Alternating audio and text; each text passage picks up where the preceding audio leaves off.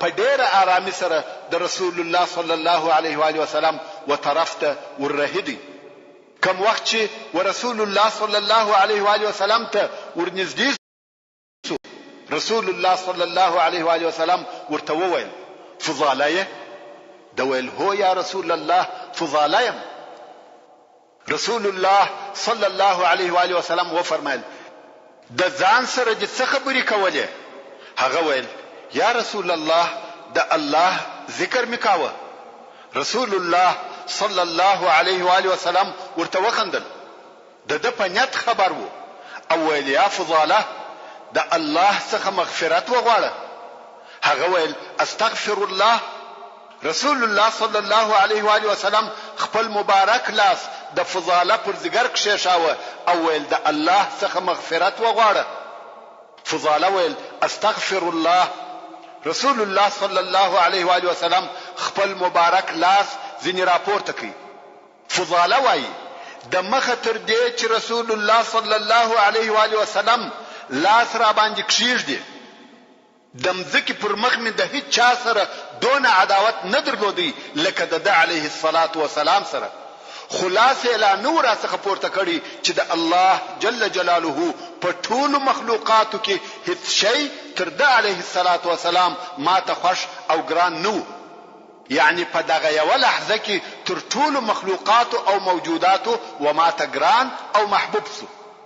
دا هم د رسول الله صلی الله علیه و آله وسلم د معجزو څخه یوه معجزه ده. اوس نو فضاله د دې ځای څخه رهیسو او خپل کور ته ځي. هلته په لار کې یوه ښځه وه چې فضاله د هغې سره ناوړه تعلقات درلوده او کله کله به د هغې و ملاقات ته ورتلی. هغې ښځې ولیدی او ویل راسه چې مجلس سره وکړو. فضاله د هغې ښځې غوښتنه په بیتو یا اشعارو سره ور رد کړه. څرنګه چې هغه بیتونه په عربي دي، زه به ترجمه درته را نقل کړم. فضاله وایي دې ما ته وویل راسه چې مجلس او خبرې سره وکړو. ما ویل یا دغه کار الله او اسلام پر ما منع کړی دی. کما محمد صلی الله علیه و آله وسلم او د ډله د فتح په ورځ نه وای لیدلی چې بوتان یې ماتول زه به درغلی وای، مګر د الله دین می د ورځې په مثل روښانه ولیدی او شرک دونه تاریک دی چې تاریکی پټوي، یعنی تر تاریکی لا تاریک دی. اوس نو ځینې خلق لمنځونه کوي، ځینې طوافونه. رسول الله صلی الله علیه و آله وسلم ناس دی او اصحاب کرام شاوخوا پر راګرځېدلي دي. داسې معلومیږي لکه د 14 سپوږمۍ په شپول یا هاله کې وي او بیا رسول الله صلی الله علیه و آله وسلم ولاړ سو د خلقو په مابین کې ګرځي. هلته ابو سفیان یو ځای ناس دی، په فکر او چرت کې ډوب دی. فکر وهي چې اوس باید څه وکم؟ مکه مکرمه تسلیم سو، اوس څنګه کولای سم چې اهل مکه او قریش سره راټول کم او د ځینو عربو څخه کومک وغواړم، بیا یو لشکر جوړ او برابر کم او د مسلمانانو سره جنگ وکم. په دغه فکر کې غمجن ناس دی، د ځان سره نقشې جوړوي چې څنګه به په دې کار کې کامیاب او موفق سم. په خپل فکر کې ډوب دی چې پر اوږه یو لاس کښېښول سو. د چې مخ ور واړاوه او ورته ویې کتل، رسول الله صلی الله علیه و آله وسلم ورته ولاړ دی. رسول الله صلی الله علیه و آله وسلم ورته وویل یا ابا سفیان، هغه وخت به نو الله جل جلاله وشوي خوار بدی کی، یعنی کته لشکر سره راټول کې نو به الله جل جلاله ذلیل کی. ابو سفیان وایي دلته نو اسلام زړه ته داخل سو. څوک دی چې د زړه په حال خبريږي؟ دی علیه الصلاة والسلام څنګه پوسو چې زه د چشي په باره کې فکر کوم؟ بیا ورسته عتاب ابن اسید، ابو سفیان او حارث ابن هشام دغه د قریشو 3 نفر سرداران سره ناست دي او مسلمانانو ته ګوري چې څنګه پر مکه مکرمه غالبه او فاتح سو. دلته د لمانځه وخت سو. رسول الله صلی الله علیه و آله وسلم بلال رضی الله تعالی عنہ امر کوي چې لوړ کعبه شریف ته وخیږي او اذان وکړي. بلال رضی الله تعالی عنہ وختي او په اذان کولو یې شروع وکړ. عتاب ابن اسید وویل الله د اسید سره شو وکړه چې دغه مریی یې نه ولیدی چې سربیره پر کعبه اذان کوي او هغه څه واوري چې دی په قهر کاوه. حارث ابن هشام وویل مگر زه په والله کپوسم چې دغه دین حق دی متابعت به وکم. ابو سفیان چې په خله ناس دی څه نه وایي ځکه ودته لږ وخت د مخه د رسول الله صلی الله علیه و آله وسلم سره هغه قصه پیښ شوه چې د زړه حال یې ورته ووایي. خو وروسته یې وویل زه والله هیڅ نه وایم کما یو څه وویل په والله دغه شګه به ودته هغه حال ووایي. یو کوچنی ډبره په لاس کې و او هغه ته اشاره وکړه ویل دغه شګه به حال ورته ووایي. پس له لږه وخته رسول الله صلی الله علیه و آله وسلم دغه د دوی په منطقه کې تیرېدی نو ودوی ته ور وګرځېدی او وی فرمایل زه په هغه شي خبر سوم چې تاسو سره ویل یا عتاب الله د اسید سره شو وکړه چې دغه مریی نه ولیدي چې سربیره پر کعبه اذان کوي او یا حارث کته په دغه دین پوسه چې حق دی متابعت به وکړي او یا ابا سفیان کتا یو څه وویل هغه خبره به دغه شګه و ما ته وکړي. ابو سفیان وایي دلته منو اسلام پوره وزړه نه نوتی او زما په زړه کې ځای ونیوي دا مې یقین سو چې محمد صلی الله علیه و آله وسلم رسول الله دی ځکه د زړه حال هم نه ځنی پټیږي.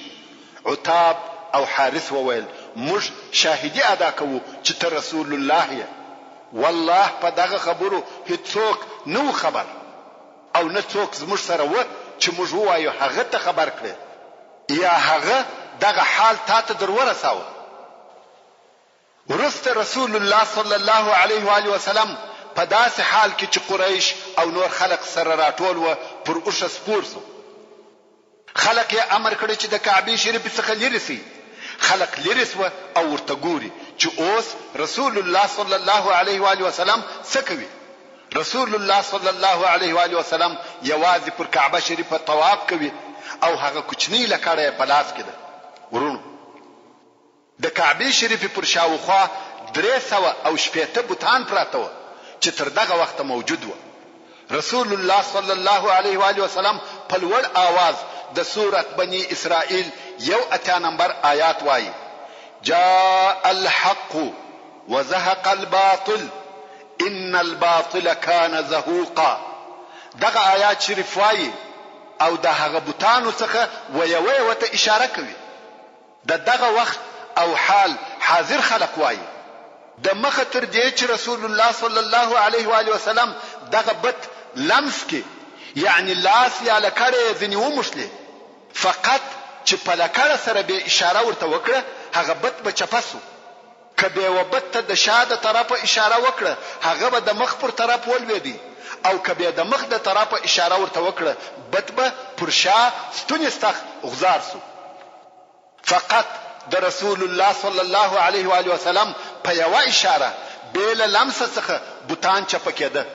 خلق او قریش ورته ګوري چې د دوی الها یا خدایان دغه یو په بل پسې چپ کېږي او ماتیږي. رسول الله صلی الله علیه و آله وسلم دغه آیات شریف په تکرار سره وایي جاء الحق وزهق الباطل ان الباطل كان زهوقا. او د سورته سبا 9 نمبر آیات شریف ورسره وایي جاء الحق وما يبدئ الباطل وما يعيد. رسول الله صلی الله علیه و آله وسلم ویوي وبت اشاره کوي او هغه لویږي. دا د مشرکانو هغه باطل الها یا خدایان و چې په سوو کلو یې عبادت سوی وو او اوس یو په بل پسلویږي او ماتیږي. حاضرین وایي عجب خداوه هر بت چې بغزار سو ټوټه ټوټه بسو کوچنی کوچنی دبرې بسو هیڅ ځای یا هیڅ شی روغ نه پاتې کېدی حتی لو دبره بلا نه پکښ پاتې کېده. ښه مثال یې د اوس ناشکن لوشي یا ګلاسونه دي چې مات سي ریزه ریزه سي. رسول الله صلی الله علیه و آله وسلم ټول بوتان مات کړه بیل هبل څخه چې هغه یو اخر ته پریښاوه. هبل هغه تر ټولو لوی بت معظم د بوتانو او د مشرکانو د الهو رئیس وو. دغه هبل ډیر لوی بت وو چې لوړ په زنجیرانو تړل شوی وو او لاندې بیا پر مځکه په اوسپنه ټینګ او ثابت شوی و چې د ځای څخه یې حرکت نه کاوه. رسول الله صلی الله علیه و آله وسلم ورغلی او دغه هبل یې په سترګو کې واهه او ویل یې قل جاء الحق وزهق الباطل ان الباطل كان زهوقا. دلته نو هبل په شورېدو سو، په حرکت کې سو لکه زلزله چې پر کیږي. رسول الله صلی الله علیه و آله وسلم یې په سترګو کې وهي او آیات شریف وایي. هبل شوري څرنګه چې پر مځکه په اوسپنه ټینګ شوی وو په یو وار نسو غزار، خو په دغه حرکتو کې لکه یو څوک چې شوروي آخر غزار سو او پر مځکه ولوېدی. هبل څرنګه چې ډېر لوی او غټ بت وو مات خصو مګر لوی لوی ډبرې سو، داسې نسو لکه هغه نور چې کوچنی کوچنی ټوټې بس و. رسول الله صلی الله علیه و آله وسلم اصحاب کرام امر کړ چې نور یې هم مات کړي. هغه هم ورولار سو او هبل یې ټوټه ټوټه کړ. دغه بت د هغو خلقو په لاسو مات سو چې یو وخت د دغه بت عبادت کاوه. قریش وخپل الهو ته ګوري چې ټوټه ټوټه سو، نو یې اسلام وزړو ته داخل سو. ځکه اوس د چا عبادت وکي؟ الها خو یې ټوله تباه او برباد سو. د بوتانو قصه هغه چې د عمرو ابن لحی څخه را شروع شوی و په دغه قسم پای ته ورسېده. هغه اول ابتدا می هم درته بیان کړ چې د عمرو ابن لحی په واسطه و جزیره العرب ته بوتان راوړسوه او دای د خیر البشر محمد مصطفی سرور کائنات صلی الله علیه و آله وسلم پر لاس انتهاوه. بیا نو رسول الله صلی الله علیه و آله وسلم اراده وکړه چې د نن و کعبه شریف ته ورسي. نو یا عثمان ابن طلحه رضی الله تعالی عنہ ته نفر ورولېږي. د عثمان ابن طلحه رضی الله تعالی عنہ قسمو د مخ درته کړی ده چې د عمرو ابن العاص او خالد ابن ولید سره مسلمان سو او د هغو سره یو ځای هجرت وکړي، خو د کعبه شریف تولا او کلی د هغه د کورنۍ سره وي. نو رسول الله صلی الله علیه و آله وسلم ودغه عثمان ته نفر ورولېږي چې یا عثمان د بنی شیبه څخه کلی راوړه.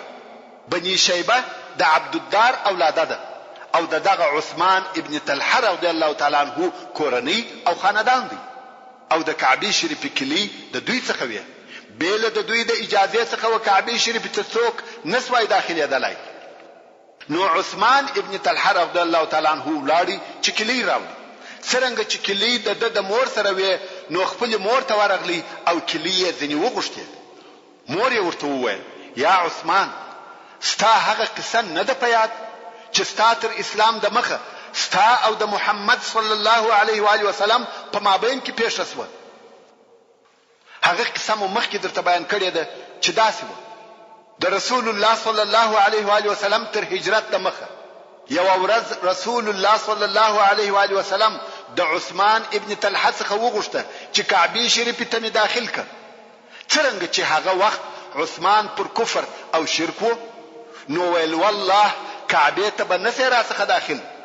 رسول الله صلی الله علیه و آله وسلم بیا ورته ویل یا عثمان کعبه ته می داخل کړ.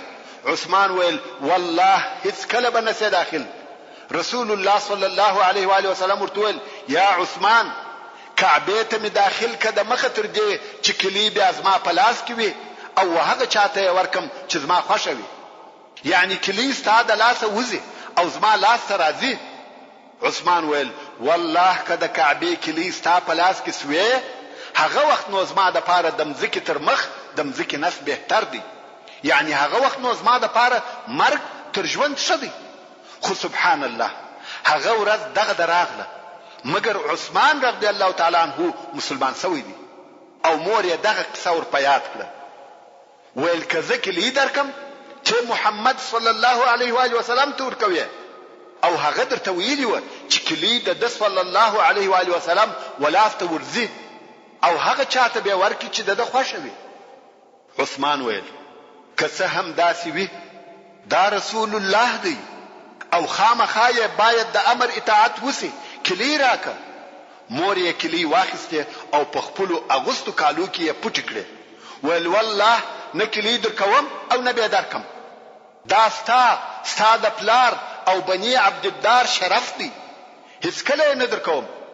عثمان ابن طلحه رضی الله تعالی عنہ کوشش کوي چې مور قانع کی وایي کلی راکه چې رسول الله صلی الله علیه و آله وسلم ته ورولم. هلته رسول الله صلی الله علیه و آله وسلم په انتظار دی او عثمان وزندې دی ځکه مور یې ناراضه کیږي چې کلی ورکی. دلته نو رسول الله صلی الله علیه و آله وسلم ابو بکر صدیق رضی الله تعالی عنہ او عمر فاروق رضی الله تعالی عنہ پسې ولېږل چې ورسې کلی راوړي. دوی هم د عثمان رضی الله تعالی عنہ کور ته پسې ورغله. حضرت عمر رضی الله تعالی عنہ په ډېر قوت سره دروازه ووهل او ناره کړه یا عثمان کلی دې څه کړه؟ رسول الله صلی الله علیه و آله وسلم په انتظار دی او ته وزندېږې.